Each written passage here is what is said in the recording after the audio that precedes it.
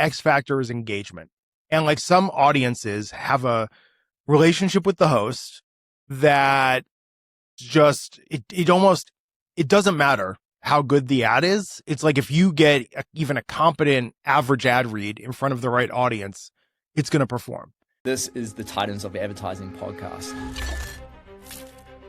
an interview series where we go behind the scenes with some of the leaders, agency experts, and marketers that have literally built up modern day advertising before there was a playbook for it. If you're a CMO, marketer, agency expert, or even a founder, this is where you can tune in to get the latest know-how of how to make advertising work for you.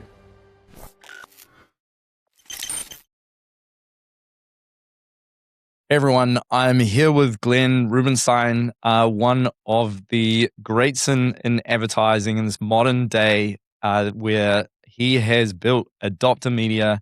He has been previously at This Week in Tech, who we all know about, and we're going to dive into his story. And so we're stoked to be with you, Glenn. Thanks for having me. So how I usually love to start is just, can you introduce yourself, tell us a little bit about you and why you're in this industry and what's getting you excited these days? Yeah, so I'm Glenn Rubenstein. I'm the founder and CEO of Adopter Media. We're a dedicated podcast advertising agency specializing in host-read endorsements across podcasts and YouTube. And I've been in the space, since I guess 2011 at this point. And it's crazy just to think about 15 years, coming up on a full 15 of working in this space and really seeing it evolve, which it's nuts to think about. When I started, it's funny because I started at a network, This Week in Tech, which was doing both audio and video in podcasting in 2011. And it was dealing with those simulcasts at the time, which seemed like the most obvious route to go for this industry.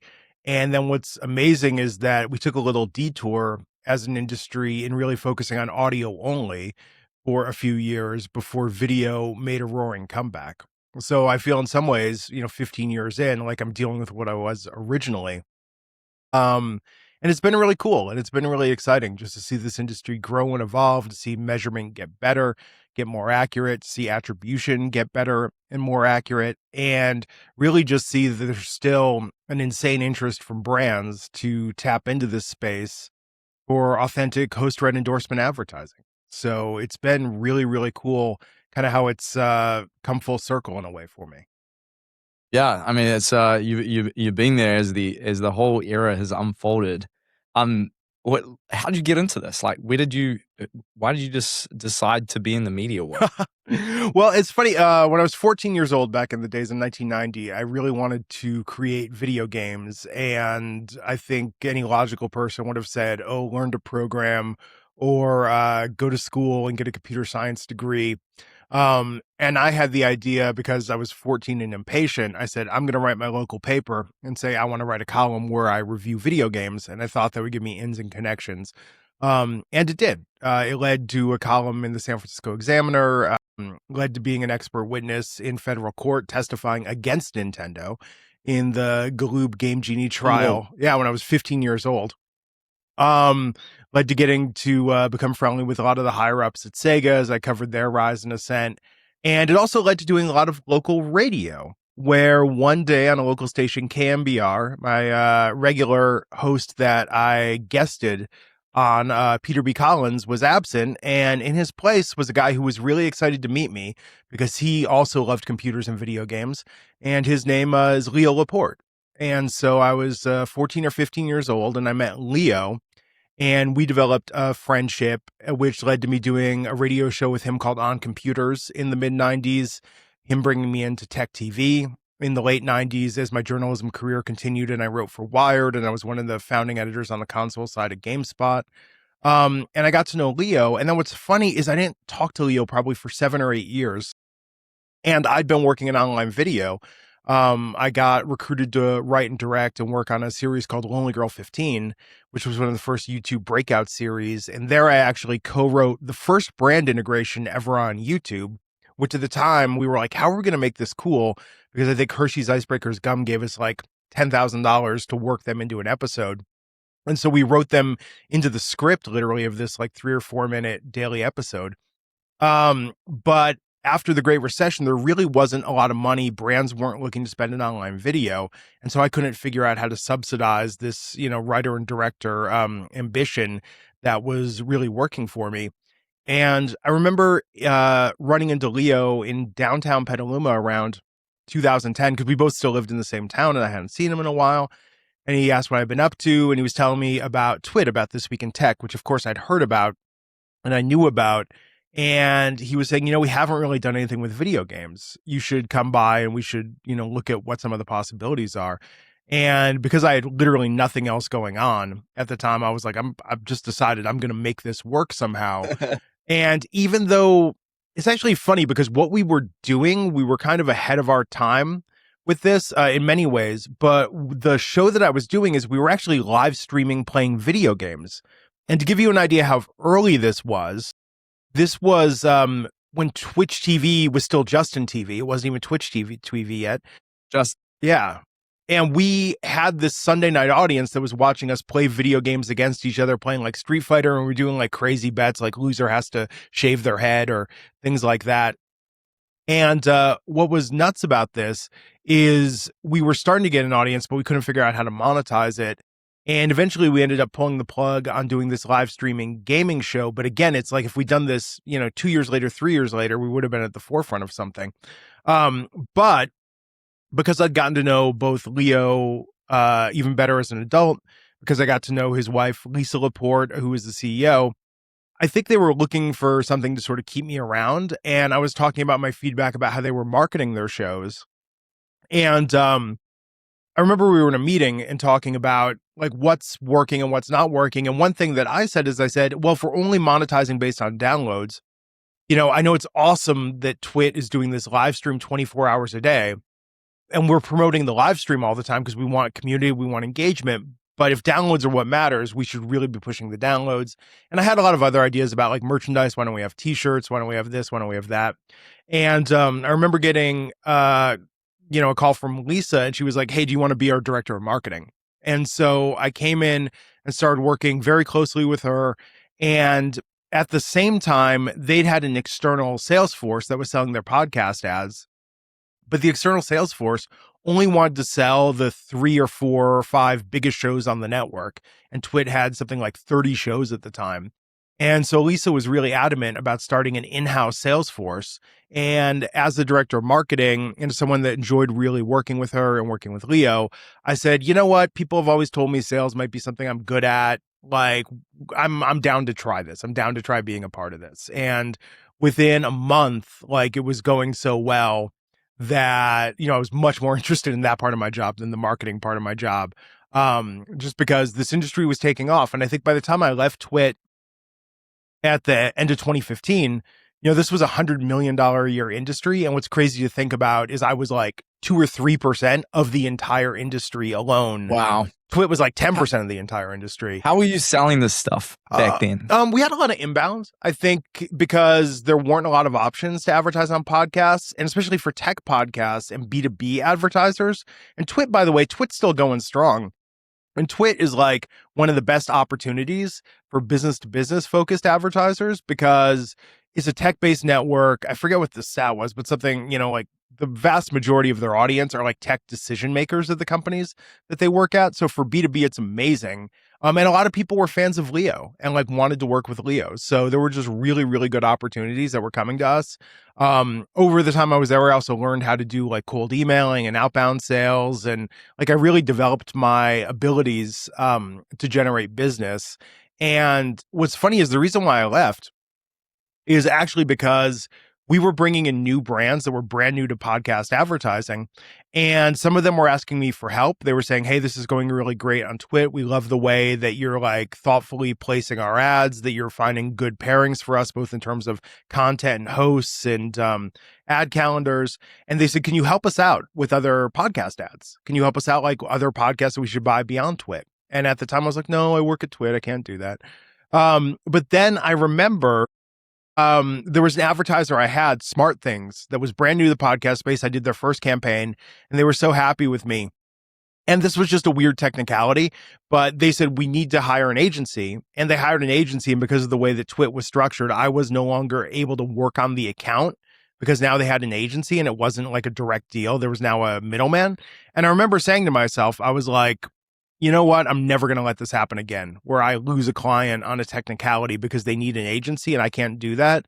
And so then I was like, I just think it's time. And that's what Adopter Media was born out of, was this idea that there was this demand out there to almost be like a podcast advertising concierge. And yeah, I just ran with it. Yeah, that's really cool. I mean, there's no better way to start a company than getting pulled into it like that. Do you when you started, was it mainly technology brands that you're working with that sort of leapfrogged the initial client set at Adopter? Yeah, well, because that's what I knew, right? And I was still able to place ads on TWiT, obviously, given my relationship there. So, and I had some clients that wanted to use my agency services while I was like right when Adopter started. So I was very, very fortunate that I started the company essentially with money in the bank based on ad business that was booked and commissions that I knew I could depend on. And Lisa and Leo were great. Like I got to keep all my commissions that I had booked going into 2016. So I knew I had runway, right? Like I had like as close to guaranteed of income as possible. So it was really good that I was able to hit the ground running with that. And I think when I started, for maybe the first 3 or 4 months, I was like, do I want to represent podcasters or brands, or maybe I want to do both? And I kind of played it in the middle a little bit, where what I would do is I was so naive to some of the larger parts of this business, but I would email a podcaster and say like, hey, is it cool if I pitch you to this brand? It's like now, if I have a brand that wants to work with a podcaster, I just email the podcaster like money in hand, and I'm like, hey, I have this brand that wants to work with you. I don't have to clear it ahead of time, but I just really didn't want to make a mistake. So I think it was maybe day 3 in business outside of TWiT. I think I closed my first deal for a scheduling software to advertise like an Entrepreneur on Fire. And I just really hit the ground running. That's a good show, right? Yeah. Entrepreneur on Fire. Yeah, one of the longest. In fact, you know what's really funny? Yeah. A lot of people don't know this. The reason why in this business people say the industry standard CPM is $25 is because John Lee Dumas from Entrepreneur on Fire wrote a blog post, I think in 2013, where he said, on average, the CPM people are offering us is $25. And that just rose up in the Google rankings that became like the shorthand. No way. Mm-hmm. That's how the industry standard CPM was established. So, thanks to John. So from there, it was, I think the first year I had a little bit analysis paralysis. I was like, there's so many opportunities that I couldn't figure out like what to chase and what to do. So I was a little less focused. But I think by year 2, in year 2, we got a test with Kind Snacks and we worked with them for a little over a year. We got a test with Pitney Bowes, the mailing and shipping company, and we worked with them for a few years. And then from there, everything just snowballed.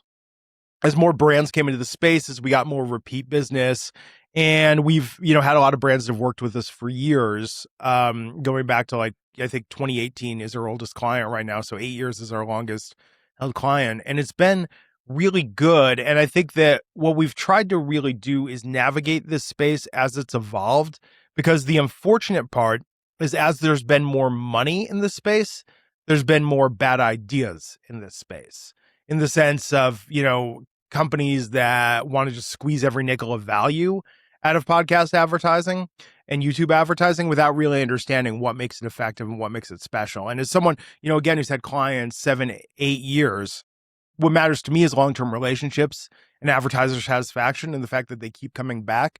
So I think it's about putting value first, not about putting money first. And, here we are in 2026. If you listen to a podcast, I'm not going to name names, but if you listen to a podcast and there's 20 ads over the course of an hour, this is what I think as Adopter Media, this is one of the things that we're fighting against and trying to rein in and trying to make sure that advertisers and listeners are also getting like the best value out of their experience. Because I think putting the monetization first and putting the over monetization first is going to eventually kill the golden goose for this industry. There's so much goodness in this, Glenn. I think that first off, talking about you, Are you an artist? Are you a writer? Gamer, artist, writer, marketer. How do you think about yourself? Like, what is your thing? To Oh, me, I'm kind of feeling like yeah. this guy's an artist. He's navigating new territories. He's kind of thinking ahead. Yeah. Yeah, I mean, it's just weird, right? And I think that we run into this a lot. I remember when I worked on Only Girl 15, I remember being told something once, and do you ever hate when just people are right about things? Like you have this gut instinct. Maybe it's like, the kid that was really into punk music and rebellion as a teenager, where it's like, I just want to be defiant. And I remember somebody telling me that if something only works because I'm doing it as as a member of the team, as a member of the company, as a member of the business, if something only works because I do it, like then that's not a viable business. It's not a scalable business, right? It's like, so I think that with Adopter, and to the credit of Adam McNeil and Elsie Kaplan and my wife Tiffany and Sydney and the other talent, and Kelsey and the other talented members of our team, I think what's great is we've been able to come together and try and figure out how to take our own individual artistic streaks, the ways that we figure out and problem solve, and try and turn that into more of a process. And I think that's why we've been able to scale our business so much. One is learning to divvy up work based on people's strengths, but then two is being able to learn to replicate and document and make it so we can teach these processes to other people. Because it is frustrating sometimes, you can become a bottleneck. If it's like, if there's a problem that only I can solve or a problem only Adam can solve, it's like, we have to be able to teach and grow that. And it's like, so that was a really piece of valuable advice that I got, 20 years ago that now that I hate was so correct. It's kind of like, I've been off caffeine for 3 weeks and my sleep has been amazing. And again, I hate that all the people that for 20 years told me, you want to improve your sleep, stop drinking caffeine so much. It's like, I hate that they were right. That's a hard one that you never really want to hear, but is true. I've done streaks of it, but I don't know, like whenever I need to just like get stuff done, I'm sitting down, it's a really hard, mundane, annoying task. And I'm like, I just need a shot of caffeine and I'm good. I can power through. Yeah. And I think I was overdoing it though. I think I was doing an energy drink in the morning and coffee in the afternoon. And I was just go. And what's funny is my productivity actually hasn't suffered from it. My sleep has gotten better. And I think after the 3-day haze I was in, everything rebounded. But no, I think in terms of how I look at myself, I don't know. I think problem solver first and foremost, and maybe that's part of the reason why with our long-term clients, and I think the reason why our business has done so well. I think I said this joking, also weird motif in life is that sometimes I'll say things jokingly or somewhat facetiously, and then they end up becoming true. I mean, one time I think I said to a client that I was like, because we're an advertising agency, we make an agency fee, a standard commission on the ads that we place for a client. And I said, you're paying us for our decision-making abilities. You're paying us for our intelligence. You're paying us for our level of service. But I said, sometimes at the end of the day, what you're really paying me for is just to carry your stress, of these campaigns, to try and make sure that they go as well as they possibly can. And I said that kind of off the cuff. And I think about it, and I'm like, yeah, that's really the business I'm in, is carrying the stress of our clients. This is really profound. And if you think about host-rated advertising, there's a lot of moving parts to kind of do this really, really well. And so I'm sure you've been in the war room on this one, trying to figure out how to get these really good. It's kind of this organized chaos because there's things that you can control and things that you can't control. But the best ads that you can run are often things that they're not overly scripted. They're positioned in the right part of an episode where you can control to some degree. Yeah. But other than that, curious on your reaction to that. And you have to kind of know. I think, look, in a perfect world, every host should pause whatever they're doing, take 5 minutes, and really have a conversation with the audience about their authentic use and love of a product, right? And they should end it with a killer call to action, and it should go well. Now, the thing that I've found, we actually did a study. I paid a decent amount of money out of pocket to a team of people to listen to 100 ads for one of our clients and say, based on these ads, give them all grades. I put together a panel of people. We had each ad graded. And then we took the grades for the ads and we looked at the actual results. that those same ads done for the clients, and there was no rhyme or reason to it. Some of the A+ ads did like a 10% return on investment, and some of the C ads did a 300% return on investment. So were you looking at ad load? Were you looking at positioning, or were you looking at purely the read? We were looking at first and foremost at purely the read, and then we were looking at the secondary factors. But we did try and pick, and this was in 2022 when, man, it's even funny to think ad loads were so much less, even just 4 years ago. Well, is this just going to get worse? Yeah. Does this just get worse? Absolutely. So we did this study though, and it was all relatively first position ads, like first in the stack, first or second break in the episode. Like there was a lot there. But I think our takeaway from it was that, the X factor is engagement. And like some audiences have a relationship with the host that just, it doesn't matter how good the ad is. It's like if you get even a competent average ad read in front of the right audience, it's going to perform. And then there are some shows where it's the right product, right category, right fit, right demographic, like where then it will perform and other stuff won't perform. But what's interesting though is I will tell you, when we deal with more brand awareness campaigns and less like results driven campaigns where we're just looking at the offer code redemptions, the pixel redemptions, where we're looking at more brand awareness campaigns, the main thing that matters is where we are in the episode and how satisfied the brand is with the ad read. So it's like, it's kind of almost interesting in a way. It's almost direct response. I think, yes, we all want great ad reads, but on direct response, there are some brands that literally will just say, look, if this gets results, I don't care if it's politics, I don't care if it's comedy, I don't care if it's true crime, I don't care what it is. Like if it's making money, we want to work with them. Like that's some brands' attitude. Other brands are very avoidant of anything that they think is not aligned enough with their values. I mean, they want the content to be aligned, or they want the rest of the podcast content to be aligned with the company's values, which is interesting to think about, because when you think about like television, like you could be sponsoring cable news and there could be pundits on both sides saying outrageous things. And if you're just running on cable news, you don't worry about the association with one or the other. You know that you're just buying CNN or whatever, right?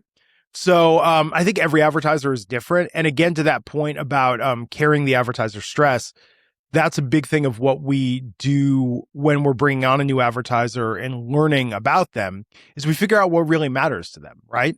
Because if this is just about performance marketing and this is just direct response, then yes, we're going to find a way, to not go outside the lines or go outside their comfort zone, but just make them as much results as possible. If somebody wants high level partnerships where they're like, it really matters to us that we have an authoritative voice in the space that speaks to our audience, we're going to focus on that. And then we're going to try and pepper in like other shows that will be high performance that are along that spectrum, and try and balance it out. But we know that the high level association is what really matters with the brand. So it really varies based on each brand's wants. And I think the great thing, something that I love about this business on the agency side is, we've got like 25 clients.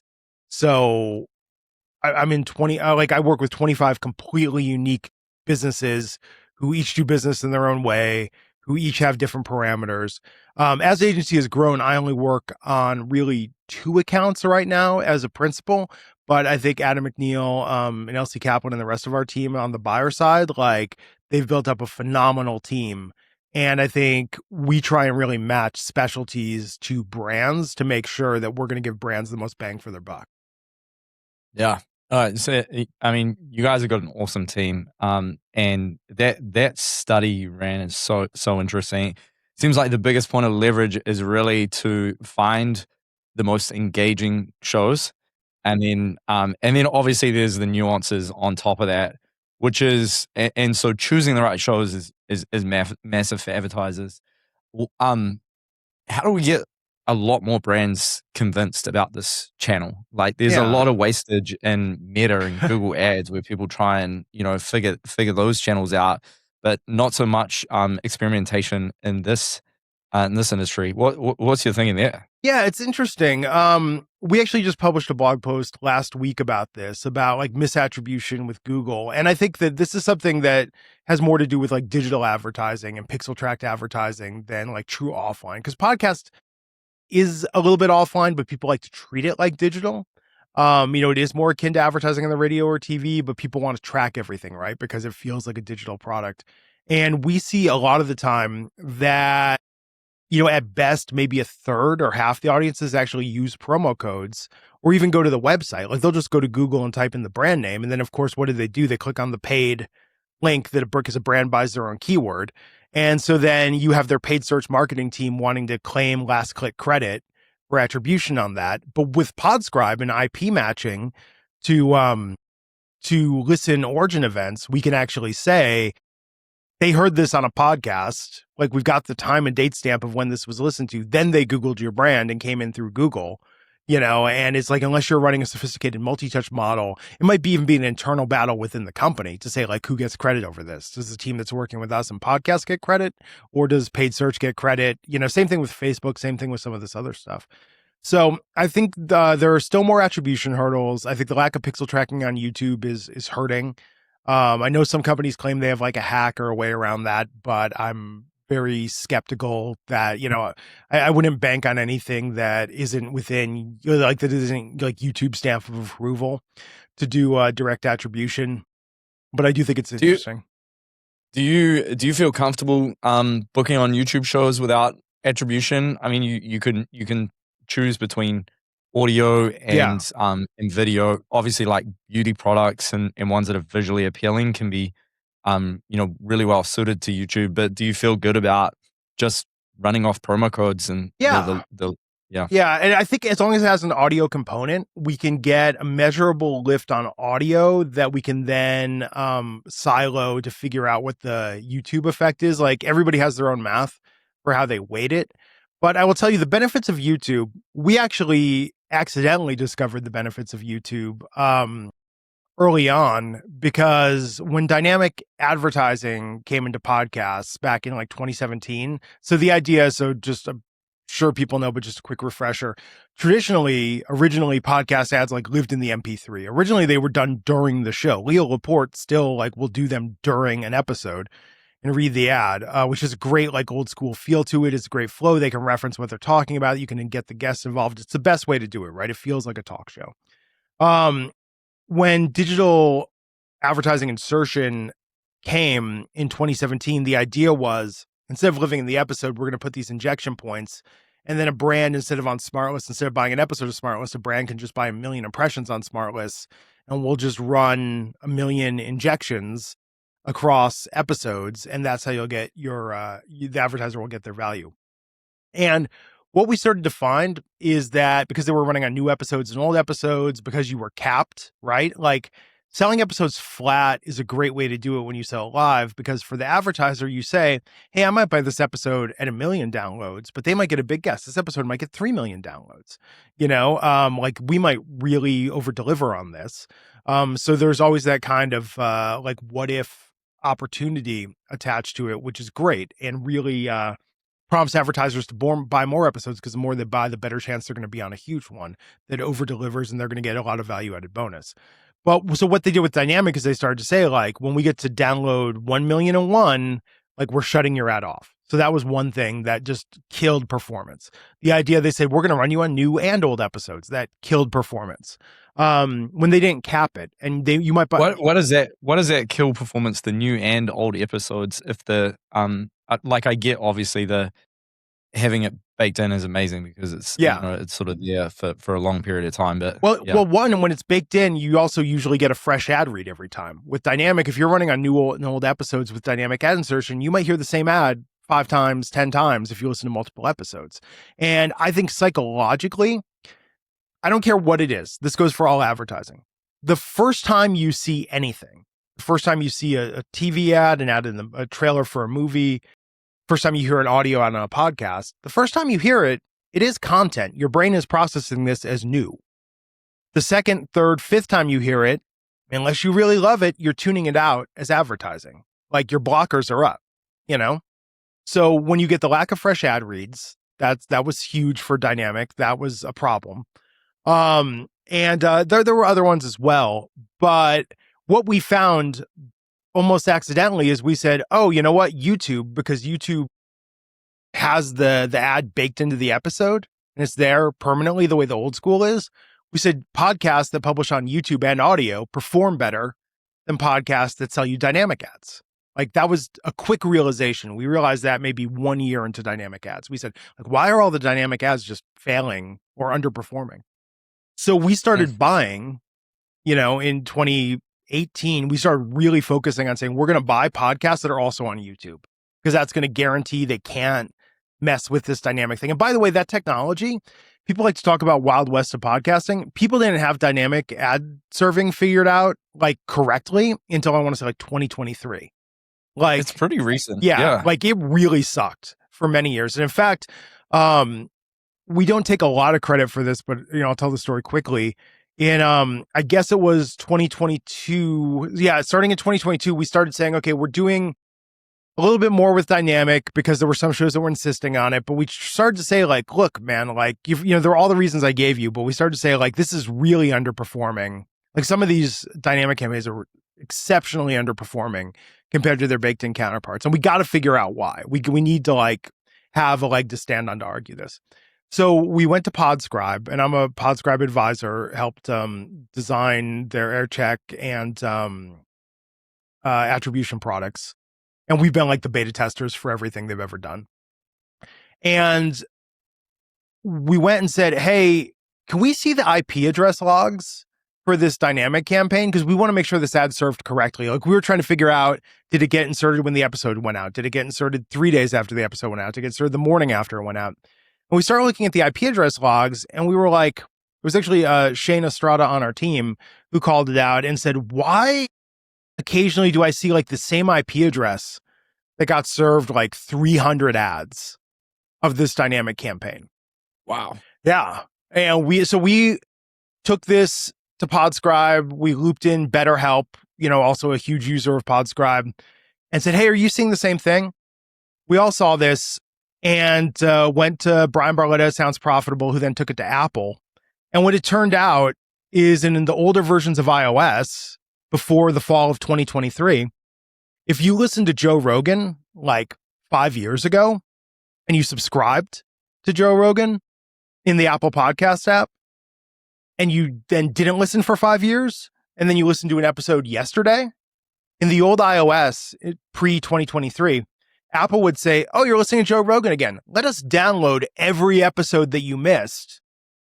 And so if you were running a dynamic campaign, those are those 300 ads. Oh, and this was a big moment in podcast advertising, but I had no idea this was sort of the origin, how you guys found it. That's incredible. Yeah. So it was a radical change for the industry because we changed. I mean, things are more accurate now, obviously, in how it's counted, but it's a bummer that financially a lot of networks like took a hit and there were repercussions of it. But for advertisers, like this was a necessary righting of the ship, like really strengthen what it is we're doing. And that's why I would say since 2023, there were also some issues with late insertions with some networks. Like, and for instance, if you're buying dynamic on an episode, what really matters is you need to make sure like you're in that episode when that ad goes live, because those subscribers, like those download zero people that get the episode and listen to it the next morning, those are your most important potential customers, right? Like they're the most hardcore fans.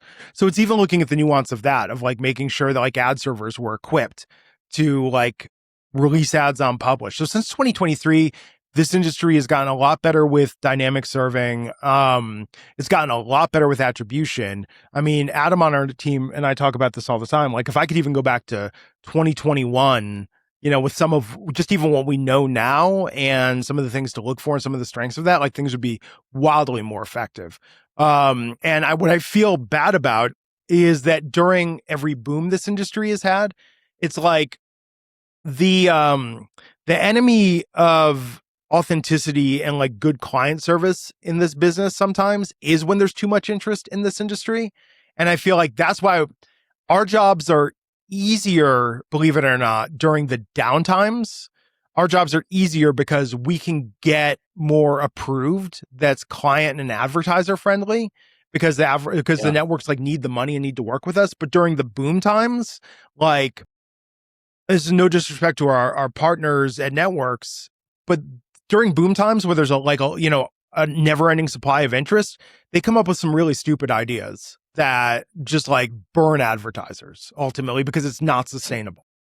Sometimes it's pretty hard to get hold of a show, especially if you're finding like a niche show. We've definitely experienced this a lot, and it's in everyone's best interest for fast response times. But yeah, obviously to make sure like the advertiser is well taken care of. Obviously, the network and the publisher plays a huge role as well. Like that's an asset they've built, and the engagement is just like so powerful. And so like it's this meeting on two sides that needs to happen to make it really work, I think. and that's a big part of it, right? It's like you have to make sure everyone's happy with it. It's like I never want a podcast to do a deal like begrudgingly. That's not gonna build a long-term relationship. That's not gonna go well.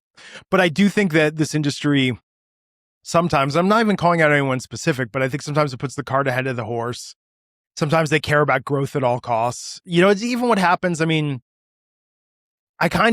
we've been very fortunate. Every year of Adopter Media has been better than the previous year. We've had some quarterly swings sometimes where like a really great quarter or a quarter that's down a little bit, but every year has had growth. But every time I talk to anyone, in private equity or venture capital, it's like, or even like investor analysts, I always want to know like, what's business up this year? What percentage? Quarter over quarter, year over year? It's like, and I think a lot of networks have that same pressure where it's like, we just have to keep growing and keep growing.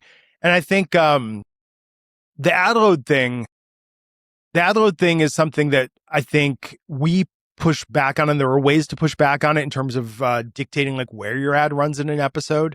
I mean, you can always send an order and just say, hey, this is contingent that we've got to run in like the first 25% of the episode. And that if there's any programmatic or radio style ads, we've got to run ahead of those. Like you can do things to mitigate, but I will tell you that there are a fair number of podcasts that like both brands and our agency have kind of put our foot down and being like, no, we're not going on this. Like they're running like 30 ads an episode. This is insane. Like, but unfortunately though, that's the trade-off, right? It's like, we talk about the $25 standard CPM. A lot of brands don't want to pay that. So it's like, that's been the bargain is it's like, hey, you want your $15, $10 CPMs, great. But to get those, you're going to have episodes with 20 or 30 ads on them, right. And just try and do your best to mandate that you run, in the first 10 ads. But everybody, and this is the thing too, right? It's like, now we're talking about plays and metrics, and we're talking about actual guaranteed listens versus downloads. And, Lex at Midroll, who's one of the other really pioneers of this business, he had a really good quote about 10 years ago where he said, like, you can change the calculation for how you figure out what the episode's going to cost, but I'm still going to charge you the same amount. Because if the market is dictated, it's a fair price. If like podcast X gets $10,000 an episode and people are willing to pay $10,000 an episode, it doesn't matter if you're paying on 500,000 listens at a $20 CPM, or if you're paying on 50,000 like complete playthroughs at a $200 CPM. I'm using like broad strokes, obviously, or to illustrate, but it's still going to be $10,000 an episode. And I think my question is going to be psychologically, what is this going to do? Because I can tell you right now, Spotify has a great product. Spotify has Span, which will get, or SAI rather. They have not Span, they have SAI, and SAI ads will guarantee that your ad is listened to start to finish, and you only pay based on listens, but the CPM is like 2 or 2.5 times what a standard DAI ad is on Spotify. Now, I've put both of these options on a proposal for a client. And I'm like, do you want to pay this for a regular ad, or do you want to pay 2x or 2.5x for a guaranteed listen ad? And they'll say, I just can't pay that CPM. Let's pay the lower CPM. And that way, and as long as more than half the audience hears the ad, we're coming out ahead. But it's basic psychology, human psychology, really, isn't it? It's just it's price anchoring, it's framing, all of that stuff. So I think that's going to be the re-education for the industry. If a different metric catches on, it's going to be tough with existing advertisers to swallow that bump. And I think with new advertisers, you're going to find some that just won't do it. And by the way, I've had some advertisers look at $25 CPM and they're like, oh, this is absurd. Like we can't, and like they'll be like, we'll only buy stuff that's $10 CPM. And I could be like, but the $25 stuff works. There's some stuff out there that's like 50 or 100 that works really well. And they're like, yeah, I just like my boss will just fire me. They'll think I'm crazy. Well, I mean, if it's driving sales, Yeah, I know. All right. Let's talk about you a bit more, Glenn. Sure. I mean, we could go at this for long, and it's so insightful. What do you think you understand about advertising that no one in the industry seems to see yet? That's a good question. I mean, I think that you have to understand the value of the specific connection, and it's not always results, if that makes sense. Or it's not always direct attributable results. I think that there are some things you do for association. There's some things you do for performance. There's some things you do because maybe it's just a really good ad and they have the ability, like we can negotiate for a very small fee, the right to reuse that ad. So I think like the nuance of it, I think some people just look at it one way, and I feel like we try and look at it as many different ways as possible. For some, it's content. But then the flip side, for some, it's demographics. Like there's a huge mistake people make in this business now, especially I see in the B2B side of things, is they'll come in and say, hey, we have an accounting software. We only want to run on podcasts for accountants and podcasts for people that run their own business and need accounting help.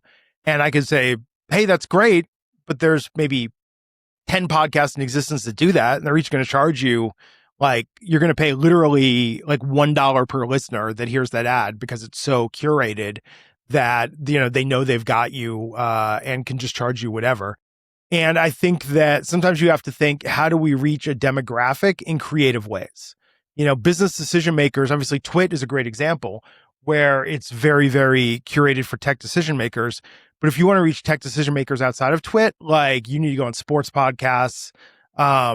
You need to look at maybe political podcasts with high household income. And then, by the way, a lot of networks and a lot of podcasters have this data about like, are you, what's your job title? Are you in C-suite? Are you a business decision maker? Like, I think people try and simplify this industry too much. And I think that sometimes maybe we overly nuance it, but I do think that in particular, myself and my team, I think we see nuance and we try and find multiple pathways to make something.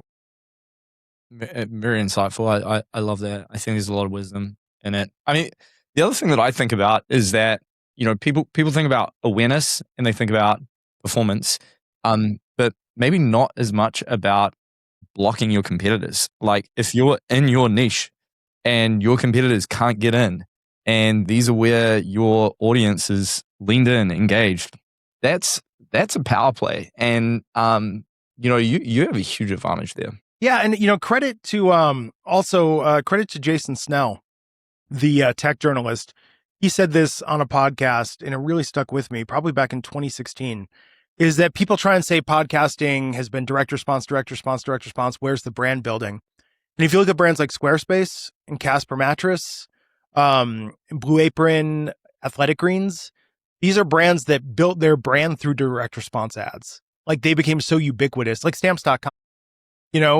Stamps.com, I don't think has ever done brand awareness advertising, but they've done so much direct response advertising that you're aware of their brand. Yeah. I mean, you could say it about a lot in podcasts. Yeah, and TV as well, right? Better Help is like that as well. TV as well. I watch a ton of old commercials. Shout out to 80s Commercial Vault on YouTube. This guy is a genius. He takes old... Do you have a favorite commercial from back in the 80s? I have many favorite commercials, but this guy, 80s Commercial Vault's a genius. He takes these old VHS tapes of like a recording of like Sunday Night TV on ABC in 1985. He cuts out the programs, and so you're just watching the commercials, right? But you watch these things and you think about it, and it's like, we all know, if you were a kid in the 80s, you all know like Judy the Time Life Operator. If you watch one of those record commercials, like Endless Love or Freedom Rock, like you can name the order of the songs that they play in the commercial because you heard it so much. as a kid, right? Look back to the early 2000s. I kind of would argue the real unsung like godfather in the shadows of podcast advertising, even though he existed after podcasts, I think like Vince from ShamWow Vince from ShamWow did the first comedy podcast ad without even doing it on a podcast. And if you listen to how comedians do podcast ads, they're basically doing what Vince Offer from ShamWow was doing in the ad, where it's like the little asides, the little jokes. You know, like Billy Mays is king of direct response TV, and rightfully so. But Billy Mays was more polished. But you listen to Vince and the kind of rough around the edges way he was, I think a lot of comedians heard that, and that influenced the way they do podcast ads. You know? Do you like comedy? Yeah, no, I mean, I'm a huge fan of the genre. I'm a huge fan of a lot of comedians in the space. And what's interesting is some of the edgier comedians, like we have to educate brands and we have to say, you know, if you're working with Tim Dillon, like you don't know what Tim Dillon's going to do. And you might even be offended by the jokes he's going to make. But let me tell you, the people that are listening to his show, that's what they want. And we had one advertiser that it was like the full circle where they were like, oh, Tim's really off the rails. So, you know, the ads are doing well, but he's really off the rails. Maybe we should rein it in. And then we reined it in. And Tim for a while was just doing like straight ad reads and the performance tanked because it was like, that's not what his audience wants to hear. And Tim is just like, it's unhinged and it's performance art. It's like, and yes, some of it's like performance art. Some of it could be offensive, but it's like things you never thought you would hear in a podcast ad. But you know what, though? It's like, it gets results. That's the insane thing.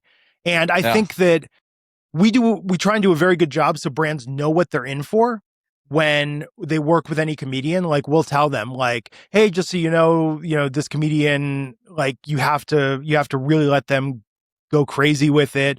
You know, this comedian is going to do more of a straight read, but he's got to love the product. I mean, you go back to like Bill Burr's like Sherry's Berries ads, you know, like that was almost an anti-ad. Like Bill was just ragging on the product, but you know, I know a lot of people that were involved with that, and they said the performance was insane, and the brand was very upset until they saw all the sales came in, and I think they made like so they got the money. Until they made like 100x return on their ad investment, right?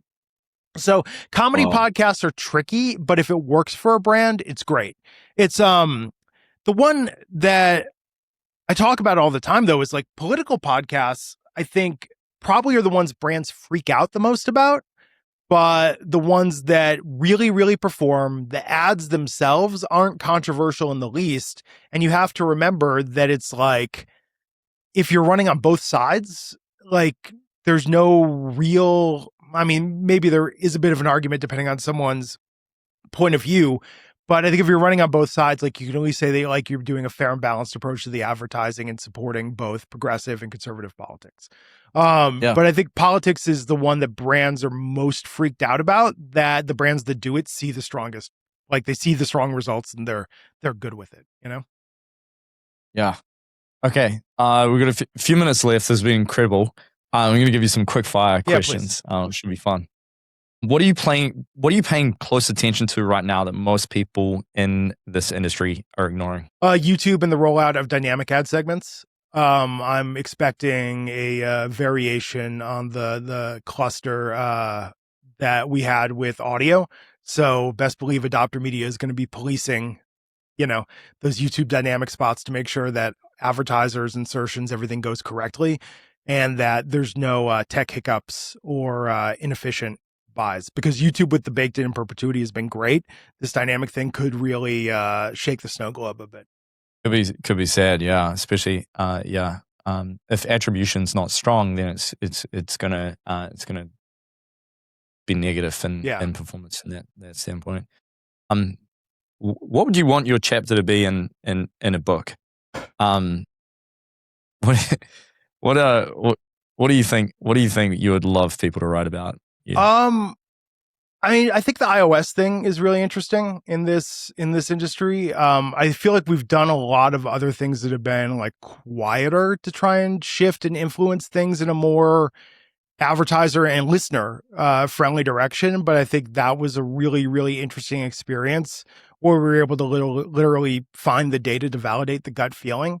And like I think that was really good. I think there's also some stuff with individual advertisers that I think, one day, decades from now, there are probably some good stories, but I think in terms of things that could be publicly be talked about, yeah, the iOS thing was probably a pretty That's historic. That's like that is. I mean, the spirit of this podcast is to find the titans of advertising, talk to them about how these new markets or industries were born, and I feel like that's a big one. Like that's a massive oversight that took place. yeah.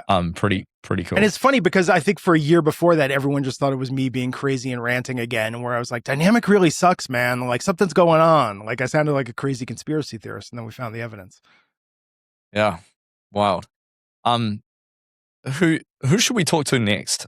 Someone who belongs in the series, that maybe most people haven't heard from. Yeah, I mean, I think Adam McNeil on our team is absolutely phenomenal. He started working direct at a brand, learned the space for himself, and then came to join us. And Elsie Kaplan, who heads up some of our YouTube partnerships, she was one of the first dedicated YouTube buyers at a YouTube influence agency, and she's got kind of the video first war stories about this.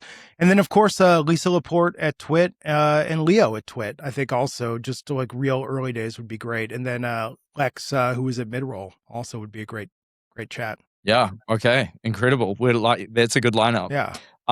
Okay. What? Okay. So you got all these like future CMOs coming through. Yeah. And advertising is evolving real quick. AI is now in the mix. We don't know what that's going to look like. What's your pitch to a CMO right now? You've been in the space for a long time. You've been on the publisher side. You've been on the agency side. How should they be thinking about this channel or not thinking about this channel? What's the right frame of mind you'd suggest for them? I mean, I would say that right now we're in a world where authenticity is at a premium. Authenticity is at a premium, and it feels like it's shrinking every day with the use of like AI and TV commercials and radio commercials, with people, on streaming services being inundated with ads. There's just so much noise that's out there. And the idea that there are listeners that every week decide to spend an hour or two having their favorite voices in their head, doing podcasts, listening to hosts that they trust, people that they look up to, and people that they look to for information, and the ability to insert your messaging read by the host authentically and meaningfully into audio is unlike anything else that you can get right now. It's not a TikTok or Instagram clip you're going to scroll past. It's not an ad you're going to want to skip on TV. You're literally taking that voice inside their head and having it deliver your brand messaging. And I think that to do that in such a way that's authentic, when you're hitting people when they're truly listening, when they're doing lean forward listening, I think that it's be tough to find another high touch experience like that can really create movement, action, and results. And the beyond direct response, the association benefits, even the ability to do licensing for reuse, it's unparalleled. It's the best opportunity there is out there right now for advertising. It's going to be so easy for people to create products moving forward now with AI. And everything's going to get noisy. Yeah. Everyone's going to say that they've got the best HubSpot or whatever. And so my hot take is that those that look to the most influential people and they can leverage a lot of that trust are going to be able to, build out their marketing channels really, really effectively. And I think that's going to be a big change that we've seen, a big shift from like product development being the big bottleneck to actually getting trust being, a much bigger. It's always been hard. But I mean, a lot harder. It's, if you look at consumerism in the latter half of the 20th century until now, marketing is everything. I mean, there's a ton of great music out there that very few people have ever heard. Why? Because they weren't able to get a song on the radio or video on MTV, or nothing went viral. Like, it's like they didn't market themselves, right? It's like the best product doesn't always win, because the marketing could be bad. Like the best movies go unseen. The product itself it has to be good enough. I'm not one of these people that just says like, oh, you can market any old crap. No, the product actually has to have value. But if you have a good enough product, great marketing, it can be what wins the day. And in fact, I'll go to a lesson that I learned in the early 1990s when I was covering Sega versus Nintendo. If you played the video game Sonic the Hedgehog on the Sega Genesis, it felt like a really fast game, right? Whereas Super Mario World felt like kind of a slower, more relaxed platform game. Sure. And Al Nielsen, one of my longtime friends and great mentors, off the cuff said, oh, that's because the Sega Genesis has blast processing. And for years, Sega went to number one and overtook Nintendo, and kids were like, I want the Genesis. It's got blast processing. It does faster games. Al Nielsen completely made that up. That is completely false. There is no chip. There is no technology in the Genesis that allows that. But he sold this idea that this is the system that plays faster, edgier, more in-your-face games. And the games were good, don't get me wrong, but he crystallized the idea and sold it to people. And that's the power of marketing right there. What a way to end. Well, Glenn, you're awesome. You've done some fantastic stuff in this industry, and I'm sure a lot of brands and a lot of publishers have been able to grow just through your contributions. So thanks for being with us. And I guess how can people find you? Any last words? Yeah, I'm on LinkedIn at Glenn Rubenstein. Adopter Media is at adopter.media. And thanks everyone for listening. This has been a great chat. Thanks, Glenn. Thank you.